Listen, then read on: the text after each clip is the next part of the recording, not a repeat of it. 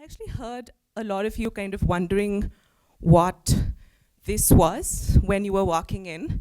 So this is basically the 7 notes, but with Indian classical music. So I'd like to start off by asking all of you something. How many of you sing or listen to music or play a musical instrument? Show of hands, guys.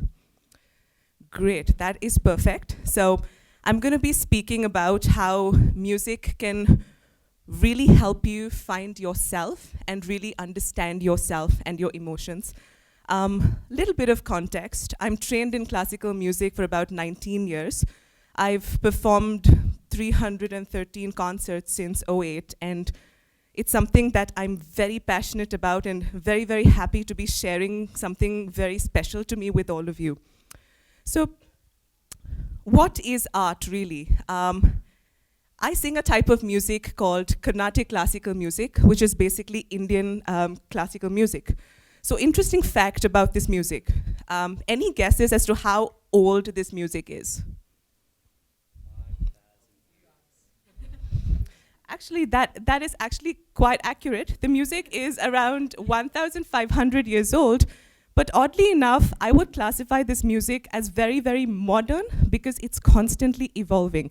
That is a picture of a concert of my most favorite vocalist. So if I had to explain this music using one concept, this is what it would be. And the best way to explain this would be to demonstrate it, right? So take a scale in Western classical music, right? Let's say the C major scale, like everyone knows this scale. That's going to sound something like this. Do, re, mi, fa, sol, la, ti, do, ti, la, so, fa, ma, re, do. Same thing with Indian classical notes, the one that you see there. It's going to sound like this. Sa, ri, ga, ma, pa, da, ni, sa, ni, da, pa, ma, ga, ri, sa.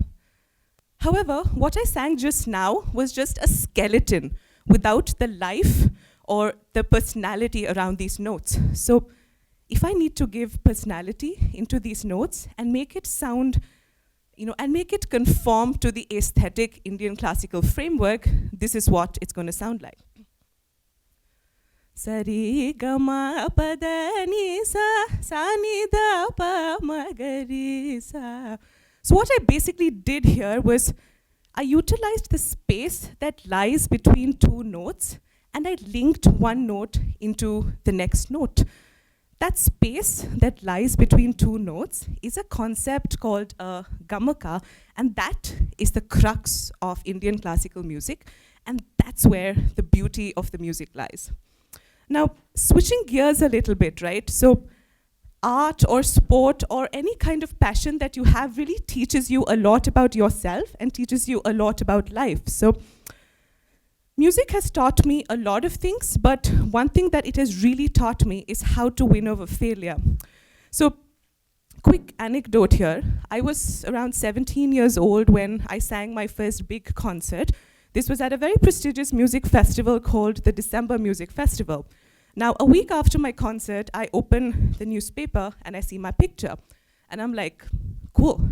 And then I read the press review of my concert after that, and I'm like, oh.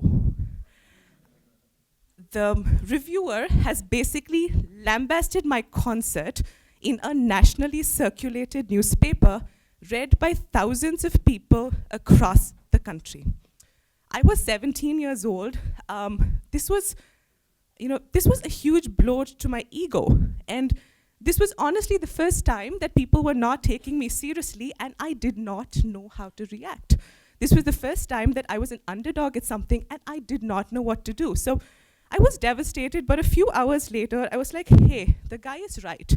He may have been very vitriolic in the way he was giving feedback, but he was right. I was not ready to sing at the festival. Over the next 1 year, I worked harder than I worked for anything I had ever done in my life.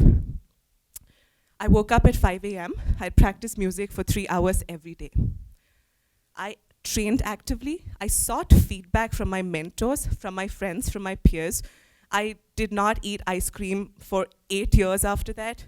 I did not eat fried foods. I stopped eating anything citrus, so like goodbye lemon and orange and all that great stuff.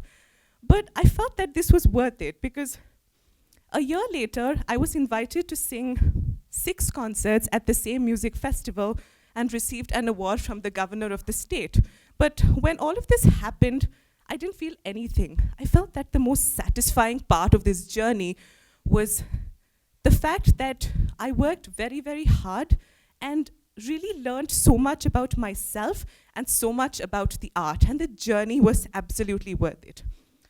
So I have about half a minute left, so kind of switching gears a little bit. I want to spend like this half a minute kind of really talking about how music helps you find yourself.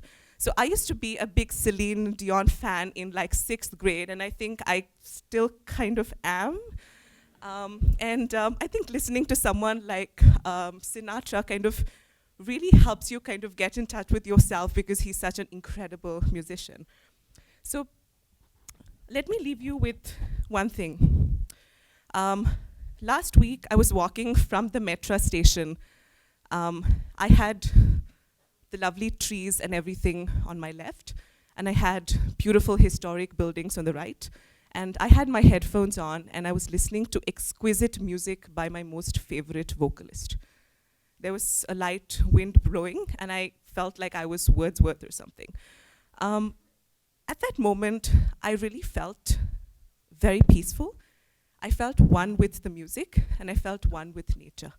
I think what music has really done for me, it's helped me discover that one single moment of bliss, of complete and utter joy, and I can spend my whole life in pursuit of that one moment. I think that is the power of music, and that is the beauty of art. Thank you.